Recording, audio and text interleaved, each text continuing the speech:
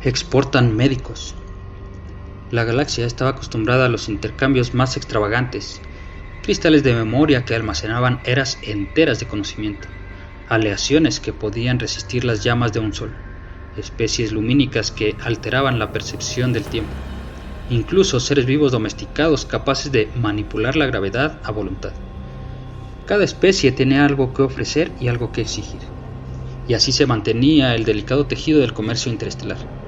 Sin embargo, cuando la humanidad apareció en la red de rutas, lo que ofreció como principal exportación provocó primero burlas, luego incomodidad y finalmente un silencio reverente. No ofrecían minerales, ni armas, ni máquinas, ni siquiera arte. Exportaban médicos. Al principio, nadie lo comprendió. En los bazares de Oscat, los comerciantes reptiloides estallaban en carcajadas cuando los representantes humanos ofrecían contratos de personal médico en lugar de cargamentos de recursos raros. En las cámaras de negociación del consorcio alveolar, los diplomáticos insectoides chasqueaban sus mandíbulas con incredulidad, murmurando que aquella especie debía estar enloquecida si quería que carne blanda podía ser un producto valioso. Y en los foros académicos de las razas más antiguas, la humanidad era citada como ejemplo de inmadurez comercial. ¿A quién se le ocurre comerciar con sanadores? ¿Qué civilización puede necesitar algo tan rudimentario? Lo que nadie sabía, lo que nadie sospechaba ni siquiera, era que el concepto humano de médico no tenía paralelo en toda la galaxia. Entre la mayoría de especies, la biología era un campo menor, una ciencia destinada solo a asegurar la reproducción de la especie y reparar daños simples. Si un individuo enfermaba más allá de ciertos parámetros, se lo descartaba, se lo dejaba morir o se lo reemplazaba por otro. La vida en el cosmos rara vez era vista como algo que merecía un esfuerzo tan obstinado por preservarse. Pero los humanos eran diferentes. Habían pasado milenios enfrentando plagas, infecciones, malformaciones, heridas y todo tipo de accidentes en un planeta cruel. Allí no bastaba descartar cada individuo. Era demasiado valioso. Cada vida merecía ser sostenida, luchada, arrebatada de la muerte una y otra vez.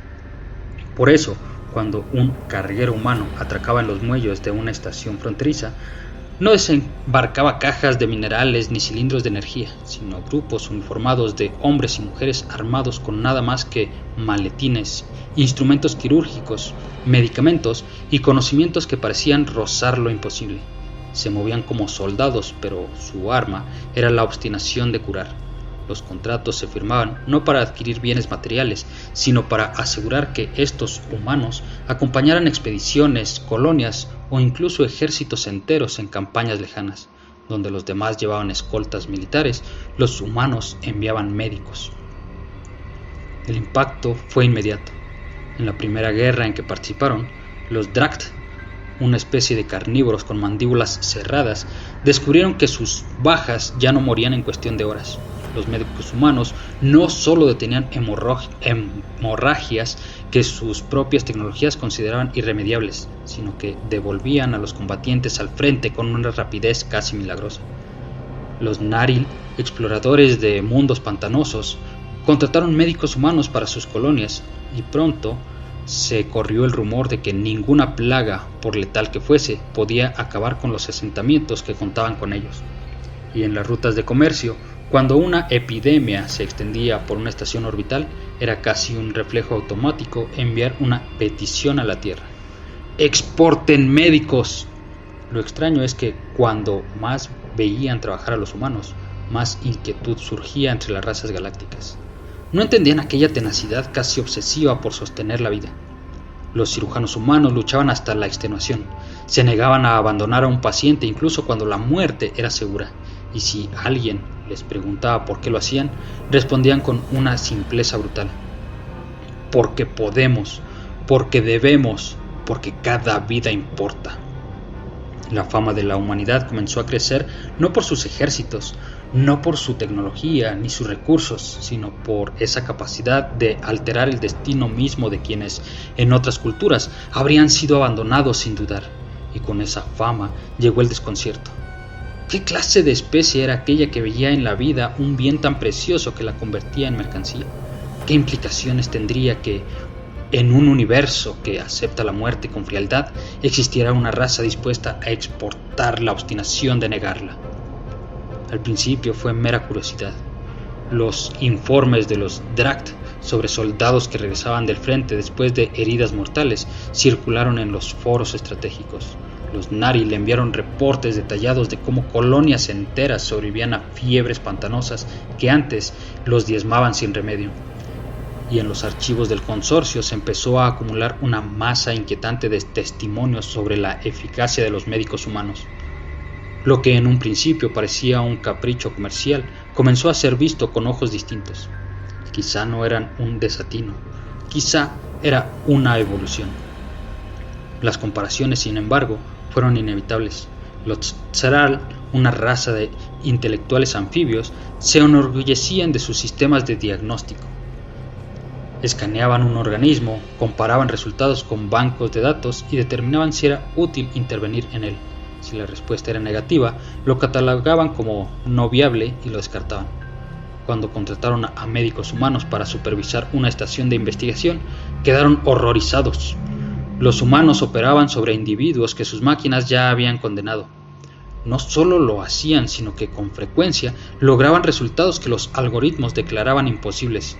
Los Tzral empezaron a dudar de su propio sistema, y en esa duda creció un resentimiento amargo. ¿Y si llevaban milenios descartando vidas que podían salvarse? Los Ibelt, de esqueletos cristalinos, habían desarrollado una filosofía entera en torno al equilibrio de recursos. Para ellos, la enfermedad era el mecanismo natural que impedía la sobrepoblación. Contrataron médicos humanos para proteger a sus élites políticas durante una temporada de plagas. Lo que ocurrió los sacudió en lo más profundo. No solo se salvaron los gobernantes, sino también los sirvientes, los guardias y hasta los hijos de los técnicos encargados de mantener la estación.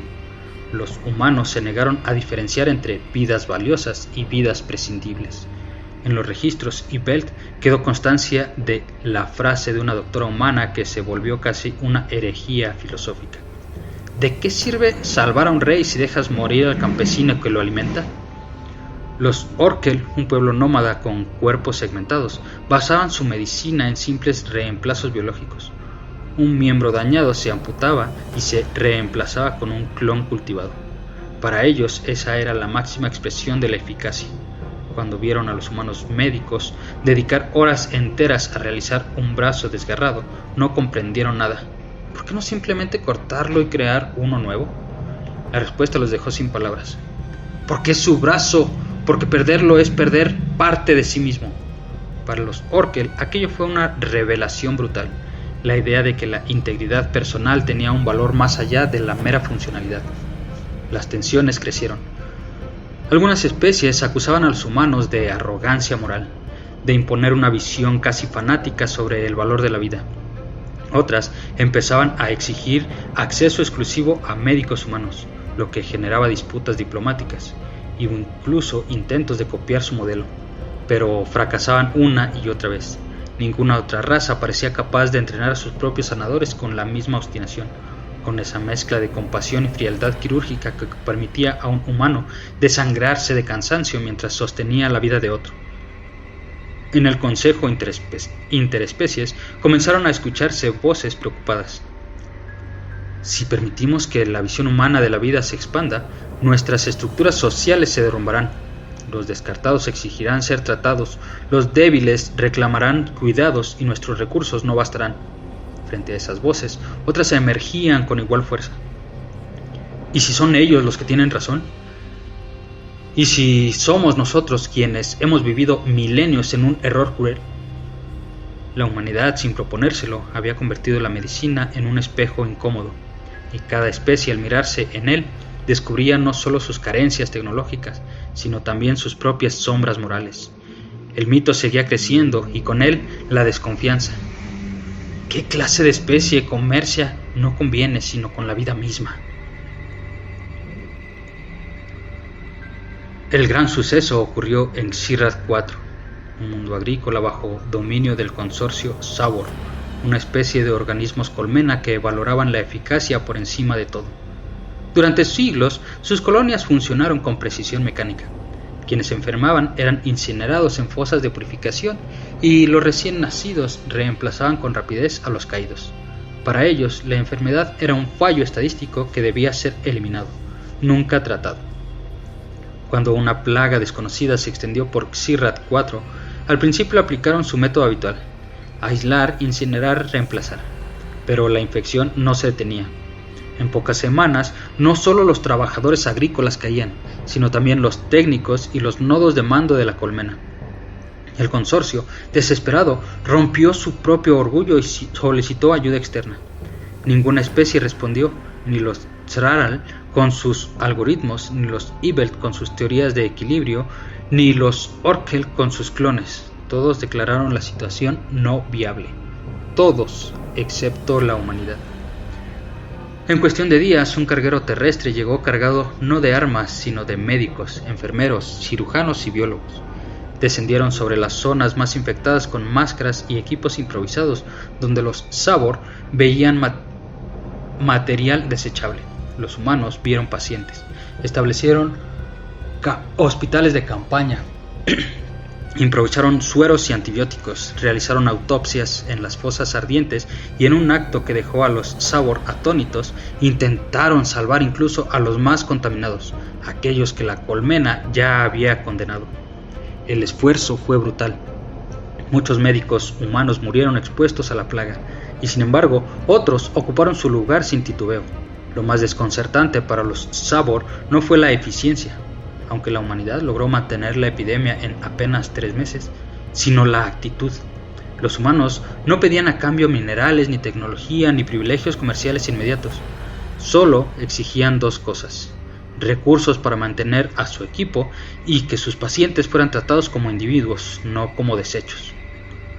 El efecto cultural fue devastador. Por primera vez en su historia, sectores de la colmena comenzaron a cuestionar la lógica implacable del descarte. Obreros curados por humanos se negaban a volver a ser vistos como reemplazables.